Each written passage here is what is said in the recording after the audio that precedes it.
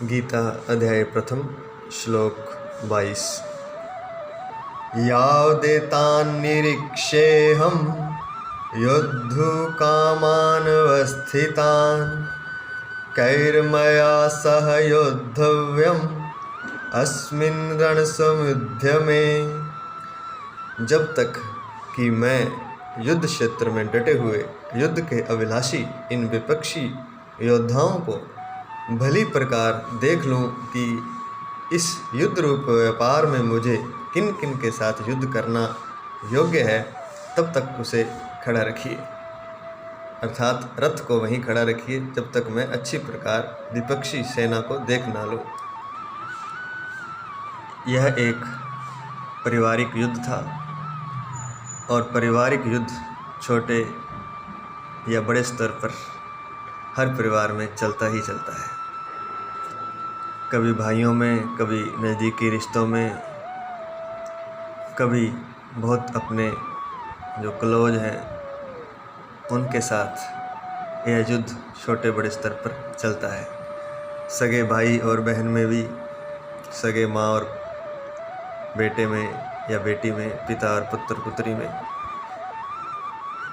यह युद्ध चाहे छोटे स्तर पर ही हो हमेशा चलता है और कई बार तो यह बड़ा भयंकर रूप ले लेता है, हत्याएं तक हो जाती हैं।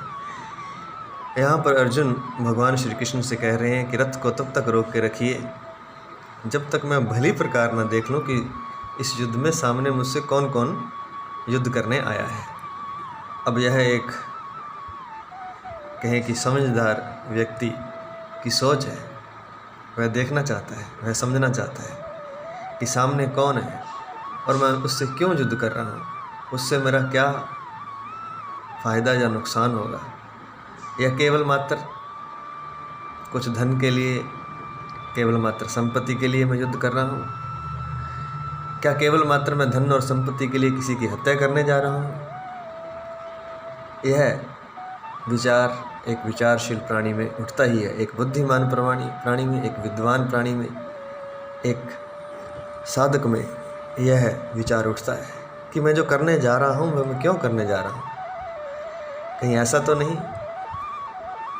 कि जिसको पाने के लिए मैं करने जा रहा हूँ उसकी कीमत बहुत कम है और जो मैं इस युद्ध में खो दूँगा उसकी कीमत बहुत ज़्यादा है। कई बार यह गलती हमसे होती है। जिस धन संपत्ति को पाने के लिए हम अपनों से दूर हो जाते हैं, अपनों से झगड़ा करते हैं, क्या उसकी कीमत रिश्तों से ज़्यादा होती है? ये हमें सोचना होगा, विचारना होगा। और अगर हमारी नज़र में धन संपत्ति राज्य की कीमत रिश्तों से ज़्यादा है तो हम नीचे की ओर जा रहे हैं, हम पाताल लोक की ओर जा रहे हैं, हमारी अधोगति हो रही है। क्योंकि प्रेम का जो मोल है वह किसी भी संपत्ति से ज़्यादा है। अगर हम ऐसा जानते हैं, समझते हैं तो हमारी ऊर्ध्व गति हो रही है, हम ऊपर की ओर गति कर रहे हैं, हम स्वर्ग की ओर जा रहे हैं, नहीं तो हम नरक की ओर, नीचे की ओर जा रहे हैं।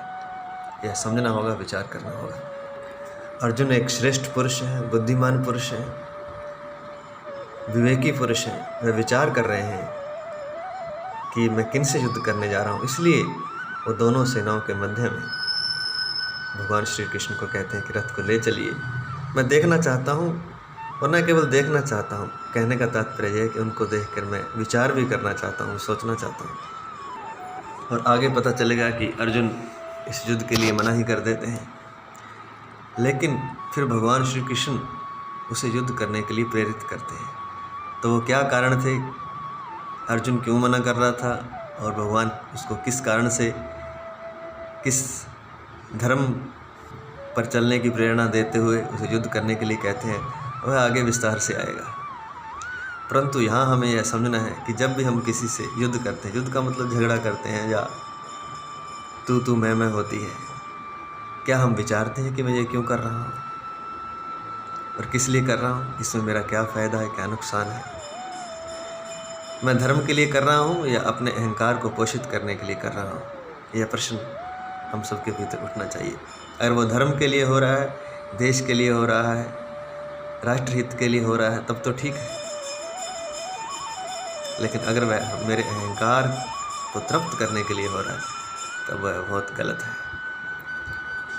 अगर अपने आप को श्रेष्ठ सिद्ध करने के लिए लड़ाई झगड़ा युद्ध हो रहा है तो यह बहुत गलत है। केवल मात्र श्रेष्ठ सिद्ध करने के लिए या अपनी हुकूमत चलाने के लिए, अपने अहंकार को पोषित करने के लिए अगर युद्ध हो रहा है तो वह बहुत गलत है। और अगर धर्म के लिए हो रहा है तो वह उचित है और वह स्वर्ग की ओर ले जाने वाला है। जैसे कि भारत में विदेशी आक्रांता आए, उन्होंने युद्ध किया, लेकिन उसका लक्ष्य ना तो धर्म था, ना कोई नीति थी, ना कोई विकास था, ना राष्ट्रहित था, कुछ भी नहीं था। सिर्फ और सिर्फ अपने अहंकार की तृप्ति के लिए, अपने मनोभावों को तृप्त करने के लिए, अपनी हुकूमत चलाने के लिए उन्होंने युद्ध किया, लाखों करोड़ों लोगों को काटा मारा। लेकिन यह युद्ध जो है यह अनुचित युद्ध है, यह नरक की ओर ले जाने वाला है, पताल की ओर ले जाने वाला है। युद्ध वह होता है जो धर्म युद्ध हो, धर्म पर आधारित हो, वही स्वर्ग की ओर ले जाता है। फिर उसमें जान की बाजी भी लगानी पड़े तो परवाह नहीं है। अगर धर्म के लिए युद्ध करते हुए भी कोई कायरता दिखाता है, युद्ध नहीं करता है, तो वह धर्म नहीं है, वह कायरता है, अपनी चेतना को नीचे ले जाने का मार्ग है, पताल में ले जाने का मार्ग है। जय श्री कृष्ण।